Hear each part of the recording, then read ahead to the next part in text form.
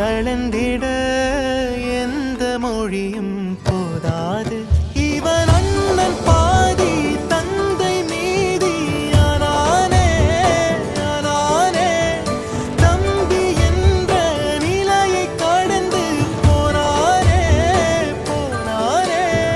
யாழி சூழ்ந்த உலகிலே யாவும் அழகாச்சே. வயதை மீறிய வாழ்விலே சிறு கவிதை